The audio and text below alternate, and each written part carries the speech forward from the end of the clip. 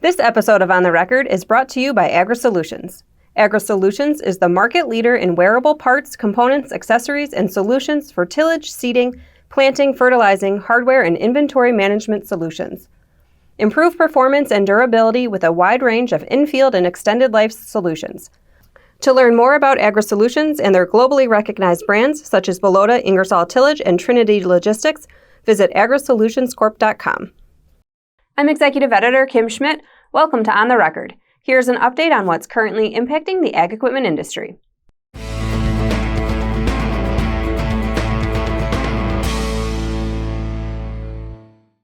The results of Ag Equipment Intelligence's annual Big Dealer Report are in, and the percentage of total ag stores owned by big dealers is up to 37% versus 35% a year ago.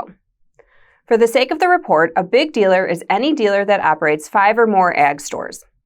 The number of big dealers dropped slightly to 196 from 197 in 2021, indicating that dealer consolidation is continuing its rapid pace. Some of the notable changes in this year's report is the number of Kubota big dealers, which was up 11% over 2021 at 21 big dealers. There's been a notable push by Kubota for Kubota-only branded stores and for dealership groups with scale. For instance, Florida Coast Equipment, who didn't make the list last year, has made 3 acquisitions since October 21, bringing it to 11 stores.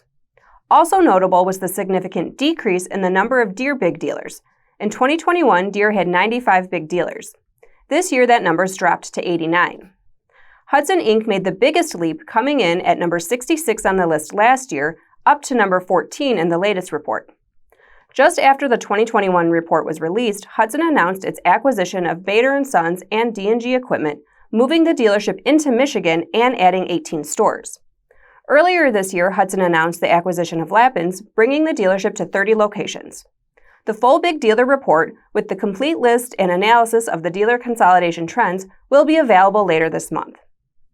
This week's dealer on the move is Service Agricole. The 5-store Agco dealership announced its Ste. Marie, Quebec store has reopened in a new location. The new 40,000 square foot store includes an improved 26,000 square foot service shop. Now here's Michaela Paulkner with the latest from the Technology Corner.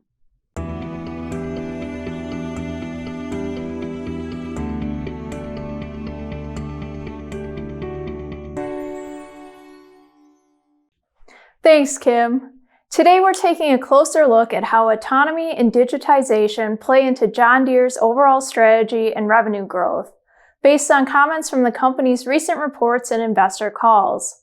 Deere's fiscal year 2022 investor presentation identifies the company's strategy as delivering, quote, intelligent connected machines and applications that revolutionize product systems in agriculture and construction to unlock customer value in a sustainable and profitable manner, end quote.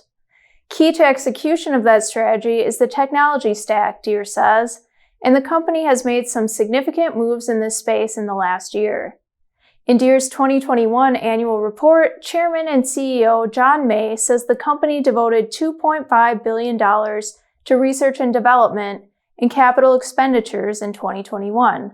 Investments included the purchase of Bear Flag Robotics, a startup that retrofits autonomous driving technology onto existing machines, and the acquisition of Harvest Profit, which has software to measure profit at the field level. Customers engaged with a record 315 million acres globally using the John Deere Operations Center in 2021, according to the company's annual report. Engaged acres reflects the number of unique acres with at least one operation pass documented in the Operations Center in the past 12 months. Going forward, Deere aims to have 500 million engaged acres by 2026, with 50% highly engaged, meaning multiple production steps are documented and digital tools are used to complete multiple activities over a 12-month period. As Ag Equipment Intelligence previously reported, Deere is looking to achieve a 10% recurring revenue mix by 2030. Analyst Shane Thomas of Upstream Ag Insights says that 10% could be as much as $6 billion when accounting for business growth over the next 8 years. During Deere's 2022 first quarter investor call, Chief Financial Officer Ryan Campbell said autonomy will play a significant role in achieving that goal, as will further developing a Sense and Act platform. Deere previously said See & Spray was the first step in such a platform. Deere plans to sell its autonomous 8R tractor as a subscription service, though details are still in the works. See & Spray Ultimate, Deere's green-on-green smart sprayer, also lends itself to a novel pricing model that enables recurring revenue, Thomas says. He writes, quote, Deere will be continuing to maintain and improve the software capabilities that make the See & Spray technology more valuable to the farmer.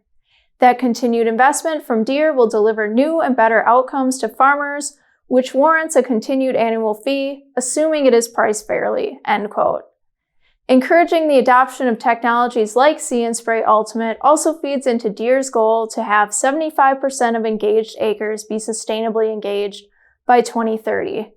The company defines sustainably engaged as the incorporation of 2 or more sustainable John Deere technology solutions or sustainable practices over a 12-month period.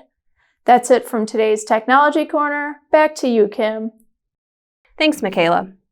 At CNH Industrial's Capital Markets Day held in February, CEO Scott Wine discussed the company's reverse integration with Raven Industries following its $2.2 billion acquisition by the major line. Wine says that while the company has been pleased with the acquisition, it didn't realize how strong the team and culture are at Raven. A reverse integration is defined as a merger in which the purchasing company adapts in some way to the purchased company. We've known them for a long time. They were a supplier. They make great technology that our dealers and customers love.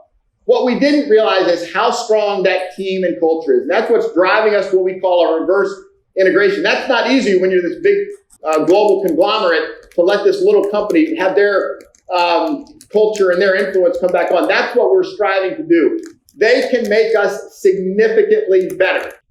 At a media Q&A later in the day, when asked to expand on the reverse integration, Wine stated the purpose was to protect Raven Industries from the company's bureaucracy, explaining the major line didn't want to upset the apple cart. I admitted a little bit that we were somewhat bureaucratic, and we're trying to get out of that, but we're still a very, very big company. And through no bad intentions, the IT people want to go down, the HR people want to go down, and all of a sudden you've got 40 people at Raven asking questions, and they're trying to get work done. So the idea is just protecting them from that. We did put a CNH leader, very seasoned leader, in to be the general manager, and he's kind of the gate guard, if you will.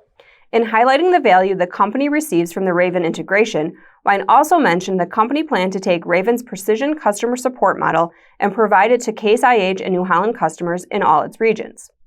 Now here's Associate Research Editor Ben Thorpe with a Data and Trends update. Thanks, Kim.